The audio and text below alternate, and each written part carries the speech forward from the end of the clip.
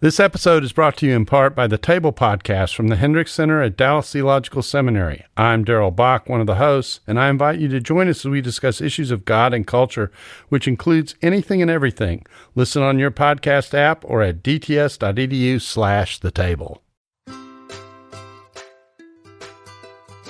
Hey friends, welcome to the Grace Enough podcast. I am your host, Amber Cullum. Each episode, I sit down with a guest to discuss their life journey and how the grace of God has impacted them along the way. After listening to today's episode, I hope you are encouraged that God can use you right now in the midst of your day-to-day life. Yes, it requires daily surrender and trust, but we must remember His grace is enough. Remember the Sabbath day by keeping it holy. 6 days you shall labor and do all your work. But the seventh day is a Sabbath to the Lord your God. Exodus 20, verses 8 through 10a. The next 2 weeks we will talk about what it looks like to practice intentional, planned rest. My family began practicing intentional rest in January. Next week, during episode 69, Sam and I will be sharing what we have learned, how we planned what we do, plus the challenges we have faced. If you or someone you know is curious about how Christians practice Sabbath and why, will you share this episode with Dr. Matthew Sleeth with them via social media, text message, or email? Also, plan to come back next week for episode 68 with Pastor Doug Gamble and episode 69 with me and my husband Sam. Dr. Matthew Sleeth, the author of 24/6, Serve God, Save the Planet, and Reforesting Faith, is on the show today. Dr. Sleeth takes us back to his days as an ER physician and shares how he came to know Jesus in addition to his family's practice of Sabbath. Matthew's story is incredible. There is no way to mistake God's grace in his life or in the lives of his family. Listen to what Matthew shares about Sabbath keeping. Sabbath keeping is not a condition of getting into heaven. It is not a fundamental for salvation. So Sabbath keeping is not a condition of getting into heaven. It's just a condition that heaven is in if you get there. Friends, did you catch that? You are going to love this conversation because there are nuggets of truth throughout. And honestly, I can't wait to hear what you think. I'm going to welcome Dr. Matthew Sleeth to the show. Thank you so much for being here today. It's a pleasure to be with you and your listeners, Amber. Thank you. Well, you go ahead. I said who you were, but tell us a little bit about your family and a little bit about what you do. Well, I'm married to Nancy, and we've been married about 40 years, just coming up on 40. That's so awesome. And I have 2 children, and both of my children are married. My oldest, my son Clark, is married to Val, and they have 2 children. So I have 2 grandchildren, Hannah, who is 3, and Luke, who is 9 months old. And they are missionaries, and they've been in Africa for about 3 years, and They just came back on furlough about 6 weeks ago, and now we can't see our grandchildren anymore because they're here on a 6-month furlough, and my son has a tremendous expertise in running multiple people on ventilators and that sort of thing from his hospital where he works in Kenya, and so he's at the university hospital here, kind of on the front lines. And my daughter-in-law is a physician's assistant. She's also working at the university hospital here. So we've been separated from our grandkids. And I know that's trivial compared to what a lot of people are going through now. And then I have a daughter, and she's married, Emma, and she's married to Zach, and Zach is a pastor. Awesome. Now, do they live in the same area as you? They live in Kentucky also, but almost in Tennessee, and they're moving back to Lexington in a couple of months. So they'll be real close by soon. I bet you're ecstatic about that. I am. We're a very close family, and ideally we'd love to live, in the same block or whatever. Oh, yes. But my kids, at least probably going to be missionaries, the rest of their lives. So it'll be sometimes close and sometimes far away. That's right. Well, and I can't help but ask, with your son and daughter-in-law who are working, are their kids going to childcare every day? How is that working? Well, they work different shifts, and they're not working full time. And then all the medical students have been let off from school, and a number of them volunteered to take care of the children of the docs who are on the front line. I just love hearing stuff like that. Yeah, it's a lovely gift. But before that, if they were both at work, then the grandchildren were with us because we lived just a few blocks away. Oh, yeah. Now you can't. Ugh, that is hard because, 6 months really isn't that long of a time when you put it in perspective of they live overseas, the majority of their life, and you only get 6 months with them every few years. Yeah, and my wife was just, ready to pop, right before they came home. But, it's we believe in the long haul. And we believe we're going to get to see these grandkids for eternity. That's our prayer. So, yeah, that's awesome. Well, and that brings up what we're going to chat about today.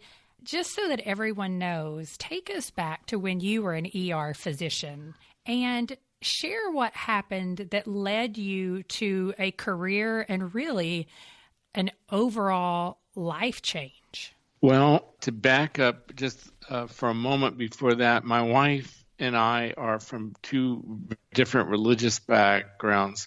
My wife grew up in a conservative Jewish setting, and I went to church as a kid, and then not, past, the tween years or whatever.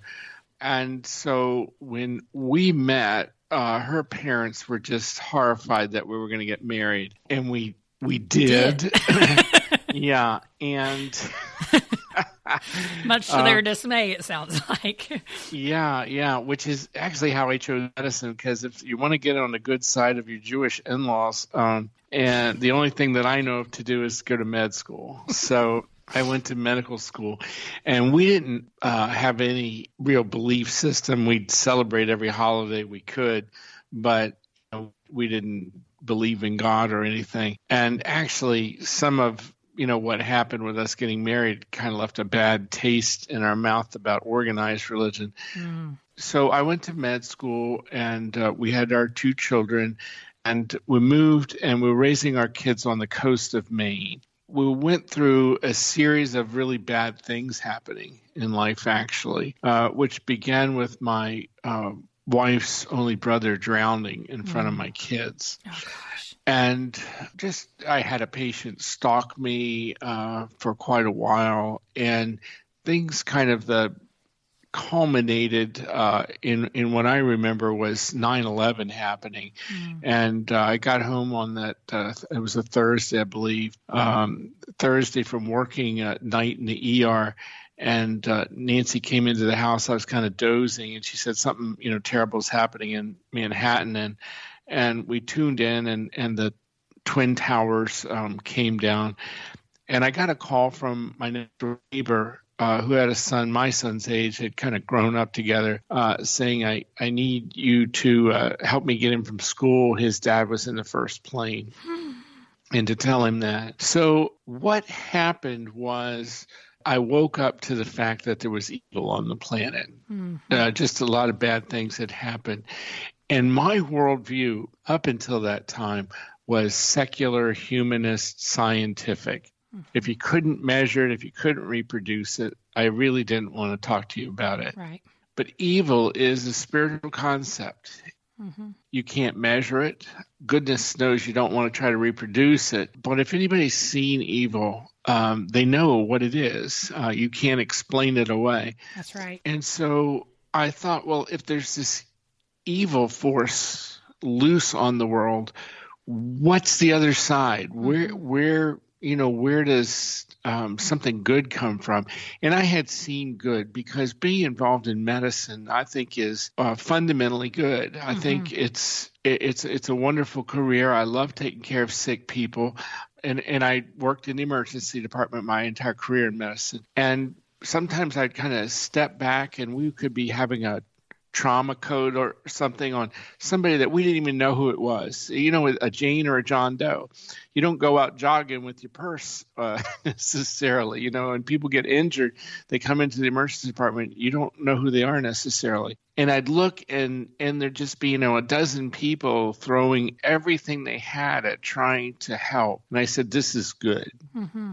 Something here is fundamentally good. So I went looking for, where's the source of that good? And I read through a number of the world's sacred texts. I read the Ramayana, the Bhagavad Gita, the Koran. And my kind of quest, if you will, culminated by picking up a Bible one day. I never read it. We didn't own one. And I actually took the Bible I picked up. It was in a waiting room. I didn't realize that the Gideons set these things as traps. And I picked it up and, I said, I've never read this thing and I'm going to read it. And, the Bible is a collection of books. Most of them are thousands of pages long. Where do you start? Yeah. And this is something called prevenient grace. My parents named me Matthew. And that's where I started. If they had named me Numbers, we wouldn't be talking. Said every Christian ever. Yeah. And so in the book of Matthew, I met the Lord. I met Christ, and it just hit me like a alpine hammer in the forehead. Wow. That this person was real and different than anybody else that had ever walked the planet. He's so amazingly human, and then at the same time, amazingly inhuman. And that's how I met the Lord, was in the Bible. Wow. So tell me before we go on, this happened for you, if you can recall, what were the ages of your children? And did you all just start going to church after that, and then your wife quickly followed? I know that's a whole other conversation, but now I'm curious. Yeah. I think my son was about 13, and my daughter's 2 years younger than he is. Okay. And no, it was not an easy time. At that point, I was a chief of staff and director of the emergency department, and my family thought I was crazy. We didn't have a single Christian friend. I didn't know anybody who was a Christian. And we live right on the coast of Maine. It's a very unchurched area of the country. And it's the most unchurched area of the country. Really? As a matter of fact. Yeah, Portland, Maine makes Portland, Oregon look like the Bible Belt. Really? Yeah. I had no idea. Yeah. So they, didn't like, in many ways what they were saying or whatever. But we've been going through a lot of hard times and as a family, and we're kind of grabbing at straws and things. And I know that my wife could see that I'd gotten a hold of something, different. And I just very much felt this urge, a calling from the Lord to leave where we were. It didn't matter where I went, just leave. And so I quit my job. Like just immediately went in and said, "Here's my month's notice," or? It took a little while. Yeah, because I'm like, you're not just going in to resign as an attendant somewhere. You're the chief of staff. Yeah. So it took a while, but and we moved and we kind of really downsized our life. And in that process, I gave that Bible to my son, and somehow I'd found out about the book Mere Christianity. We didn't own it. I sent him to the library to get it. And he read the Bible, he read Mere Christianity, and he became a Christian. Very shortly after that, he had a vision of himself walking with a medical bag, with my medical bag, and children around him that were African children. Matthew, and this is really incredible. Yeah, amazing. And one of the books I wrote, I put a dedication, and I realized that was a decade before he'd even gotten into he'd just gotten into college or something. In other words, it's just wonderful to see the Lord be faithful over time, Absolutely. periods of time. My wife started kind of humoring me, and we started reading the Bible together. then she had an experience where she was walking down a mountain, and she said she felt the Lord next to her, and she has never doubted for a moment since then. My daughter was last. And so it took us a while to all get on the same page. And one of the things that helped with that was Sabbath, actually. Mm-hmm. Sabbath was familiar territory for my wife. And so to say, we're gonna have a day that's set aside, that's maybe going to be a little different than everybody else, that was not different for her. That was a concept that she could, as a Jew, could. They own that real estate first. So. That's right. That's right.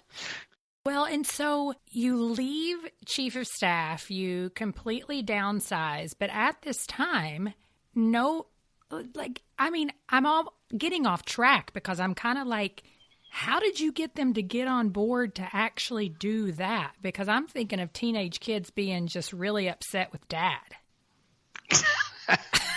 Yeah, it would be... I used to get these questions constantly. Well, how did you get your kids to go along with this? And I used to jokingly answer, well, we're evangelical Christians. We just beat them if they give us any trouble now. But they weren't. Neither was your wife. But I think that's part of the reason that the Lord was telling me to go, to leave, to get to an unfamiliar place so that we would lean on the Lord as a family, and we would lean in that direction. If our lives are set and we've got all the knobs tuned where we want, it's kind of hard for the Lord to break into that. Mm-hmm. It's probably more in the times of chaos that... Yeah. When we lean on the Lord, that we find out that He's there. Yeah. And to me, Sabbath is a real act of trust to begin with. That in 6 days it's going to be okay, and that in doing this extravagant, if you will, throwing one day out of the week away, is actually going to be a matter of redemption, which it is for us. And by the way, I should tell people that my theology, and I know that not everyone shares this, but my theology is that Sabbath keeping is not a condition of getting into heaven. It is not a fundamental for salvation. So Sabbath keeping is not a condition of getting into heaven. It's just a condition that heaven is in if you get there. Mm-hmm. So it's just like you can go through this lifetime and never eat ice cream and get to the other end, but my goodness, have you missed something? If my husband now were on this call, he would be like, yes, that's so true. The love of ice cream. Well, what did you discover when you were reading God's Word about Sabbath? I mean, I feel like as Christians, we know some of the, remember the Sabbath and keep it holy, but what was it about what you read that made you think, I need to put this into my life? Well, it's interesting that in the Old Testament, it's just such a fundamental. Mm-hmm. It's the first law that God makes that He applies to Himself, mm-hmm. And so, God rests, and God is holy. Therefore, rest is holy. In the entire book of Genesis, the word holy is only used in application to the Sabbath. And in one of the first patterns I noticed in reading the Bible was the analogs that you always have from Old to New Testament back and forth. And so here you have this thing that's holy and it's rest. And here you have Christ showing up and saying, I'm holy and I'm the Lord of the Sabbath, and I'm here to, give you rest for your souls. And so I think for us Christians, it's how do we take the intent behind this Old Testament law and turn it into a Christian blessing? It's interesting that we live on this side of the veil. The work's been done for our salvation. There's nothing we can do to add to that or subtract or anything like that. And so we don't have to keep any of the 613 Old Testament laws. But every time the church has looked at this, the church has come down on, we will keep this law. And it did that when it split into Eastern and Western church, and during the Reformation, it was very much re-examined. And one of the main reasons for keeping this, if you will, Old Testament law, is that society becomes unbearable without it. And, it's interesting that as you and I are talking, the earth is being given a Sabbath, whether it wants it or not. And Absolutely. I couldn't help thinking about the Israelites being exiled to Babylon because of the Sabbaths they broke and didn't keep. Yeah. And my mind goes to Psalm 46:10, be still and know that I am God. I will be heard.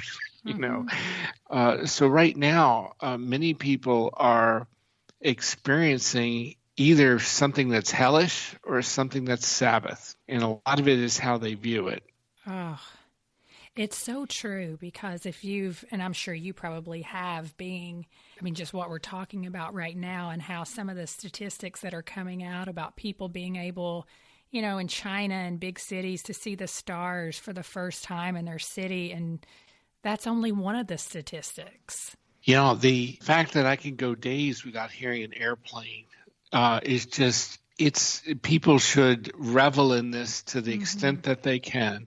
I know that people are hurting and there's people who are suffering, and my kids are on the front line in a hospital right now working. But for those of us who can, to really try to see the beauty in this, that God has told us to be still. And this can be a really precious time and a time to practice Sabbath, I think. Absolutely. I agree. It's been actually a bit of a gift to my soul in a lot of ways, because there's no expectations on me besides to just be. Yes. And yet I still think that people should have one day they set aside, even in this time, that's unique and different. That one day that the kids don't have to make the bed, or that sort of thing, where we are just human beings, not human doings. That's right. Well, and that brings me to when you began to implement Sabbath, and I want people to understand here that when we're talking Sabbath, we're not just talking only, maybe someone goes to church and then that's what they would refer to as Sabbath. Like, you truly implemented a 24-hour period where it was just complete rest. And so what were the first steps that you took as a family to really just get that rolling, to make that consistent in your lives? The most important thing is preparation. If you are, the house isn't clean, the shopping isn't done, the clothes aren't washed, all those things, then you're going to feel the tug to do those. And so I think, just Sabbath is about getting prepared, getting ready. And for children, it's incredibly important because they've got to learn how to do homework and get it done earlier than everybody else. And my kids really held to that. They went to a very rigorous high school, and I remember, teachers saying there's no way they're going to be able to make it unless they study on Sundays, and they didn't. And my son was valedictorian, and my daughter didn't graduate from high school. She got into college early, and they both maintained Sabbath while they were in college. And my son in med school, he graduated first in his med school class too. So and they're bright kids. They got a Jewish mom. They got a lot of stuff going for them. But there's lots of kids who are bright and have moms that help. What they had was something almost unique, and that they had one day a week in which they just cooled their jets, and they both focused on the Lord in that time. But walks and spouses and relationships have been really important for them too. And so I don't know how I got down that bunny trail, but preparation is important. And it's really can do a lot of the heavy lifting of parenting. Susanna Wesley, the mother of Charles and John Wesley and about 50 other kids, I forget the exact number, but it was quite a few, was asked, how is it that you raise such great kids? And all of her kids were great. It wasn't just John and Charles. And she wrote a letter, and it's very easy to find online. But the very first principle she taught them before they could, quote, walk or well go, in other words, they were still crawling, was the Sabbath. That one day a week was different than all the others. We started implementing Sabbath at our house in January, and the first big shift we saw was we kick off our Sabbath with a Shabbat meal on Friday night, and the kids just really look forward to that time. It really does give them something to look forward to at the end of the week, and then, we Sabbath from that point. We have not made it all the way to 24 hours yet, but we go through noon on Saturday, and I'm just asking to see, kind of how it looked in your family early on, because for us, it has taken some time to just look at the kids and keep trying to help them understand, like, when do you feel like you're really resting, and helping them identify what rest truly is. And being intentional is something that Jeremy Pryor said to me that I thought that's right, because it's real easy to feel like you're like bored and frustrated. But instead, I just started thinking, what really helps me rest? A good book, a nap, walking outside. And so you have to kind of be intentional with what you put in place. Like you said, prepare. And so did you all have any certain types of things that you did during Sabbath just to, almost avoid the temptation to work? We are big readers, and I think reading is such an important thing to encourage for children. We are people of the Word. Our cousins before us, the Jews, have been illiterate people. And the Word became flesh. And so and this was really underscored in the Protestant Reformation, but I think it's for all Christians, Catholics, Protestants, that we should encourage reading, so that reading God's Word is not such an onerous task. And so we probably would do more to indulge our children's reading than anything else. Yeah.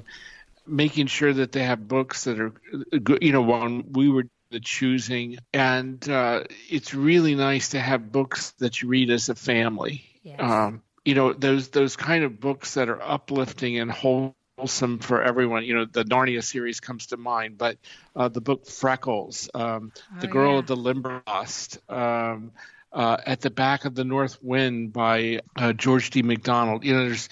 There's modern, books like that, The Secret Keepers and the Benedict Society, and, books that are uplifting that everybody in the family can have. And so until kids are, all reading on their own, I think it's really nice to have a book that's read aloud on that day that everybody wants to get to. And so that's one thing I would do. I think that it's really nice to have routines. And again, moms of kids have really underlined this one for me.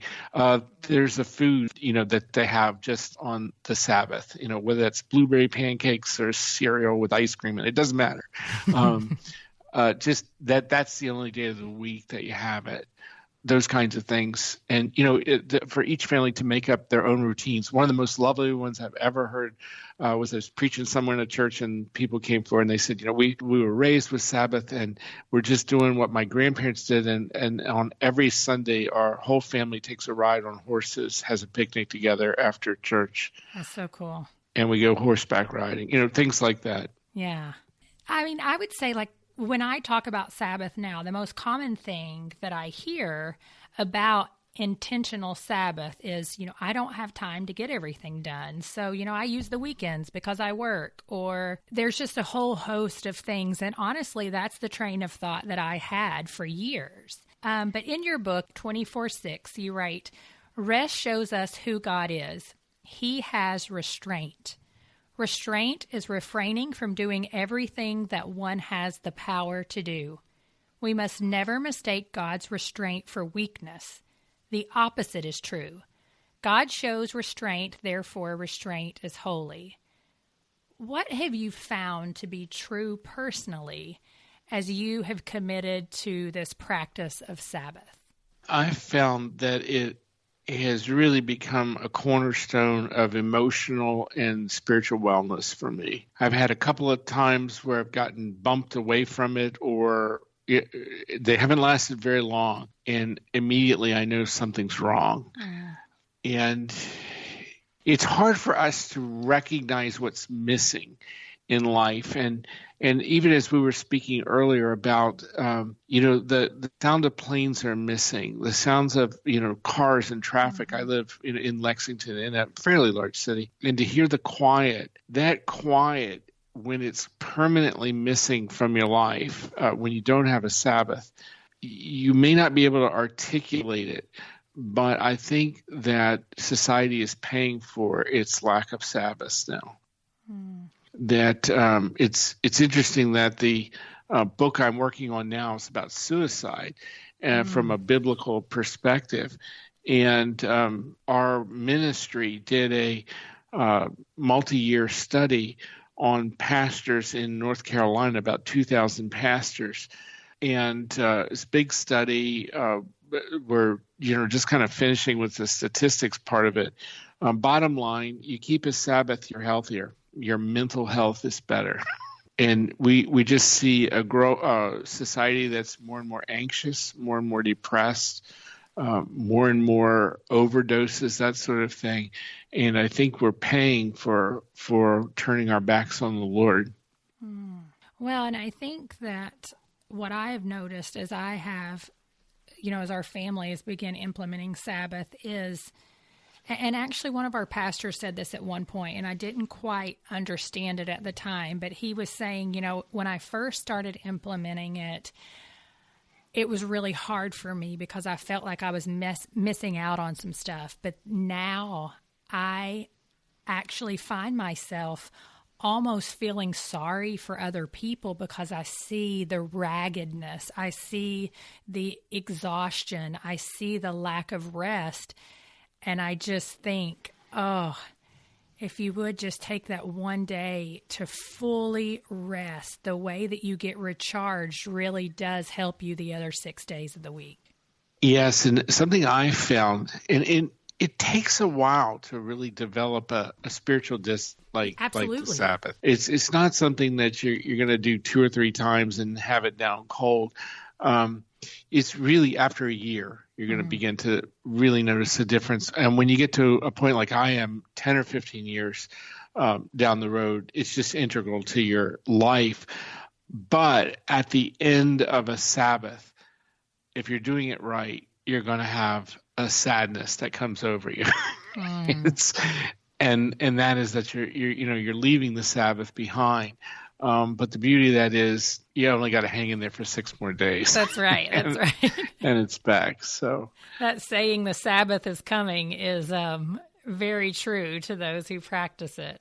As we start to close out the show, I like to ask my guests a couple of questions. And so the first one being, outside of salvation, when is a time in your life where you feel like you really had to cling to the grace of God? Now, I know that's an everyday occurrence, but we have seasons where it really is all we can do to just cling to God's grace. I think the most challenging times or situations for me have been where I have to deal with a Christian who doesn't act like a Christian. And it's given me an insight into the 10 Commandments. We say, thou shalt not take the Lord's name in vain. And we just think about swearing, which the commandment means that, but I think that's only the tip of the iceberg. I think when we claim the name of the Lord as Christian, and then we act the opposite. And I'm guilty of this too, by the way. But when we have to, do business with those folks, that's a trying time. And then I just have to lean into the Lord and say, Lord, how do you deal with any of us bozos? You know? Yeah. You died for this? I mean, you know, so those are the times, you know, when I lean in, somehow God will always send some lovely kind of, I love you kind of wink or whatever. Yes. And if you know what I mean, when God winks. Yeah, well, I mean, and also how quickly we can be reminded that, well, at least me, that don't forget we're all in need of God's grace for different reasons, and some of those are very visible and some of those are invisible, which for me a lot of times can be, you know, the pride of my own heart that everybody else doesn't always see. So I totally understand what you're saying. The last question is, if you could pass on any wisdom to your great-grandchildren, what would you like for them to know? That is so easy. Stay close to the Bible. Amen. The closer I stay to Scripture, that doesn't mean I have to read it all, but I'm always chewing on it. I find that in every instance, it has wisdom for me. And the more I study it, the more I realize it's just a profoundly subtle thing that didn't come from this planet. It came from off this planet. And so I think if you stay close, and then further adjustment to that, if you will, is that the Bible's a big book, and it's just like a tool in a wood shop. I'll use the analogy. It can come out of alignment or square if you've ever used table saws or big miter box or whatever. And then you have to loosen all the stops up and put your saw back into alignment. And the chapter for that is 1 Corinthians 13. That if I've lost track, if I think it is all about my sacrifice or, you know, the fact that I'd give my body to be burned or something, the saw's out of alignment. It's about love, and that love comes from God. That's right. Well, thank you so much for spending time with me today. I am really grateful. Thank you so much. It's been a pleasure. Did you enjoy today's episode? Perhaps you have a takeaway or a question? If so, please hop over to Instagram or Facebook and leave a comment at GraceEnoughPodcast_Amber. It is a joy to interact with my listeners, but hard to do unless we connect on social media. I look forward to chatting with you. Thank you for listening to the Grace Enough Podcast. Tune in next time.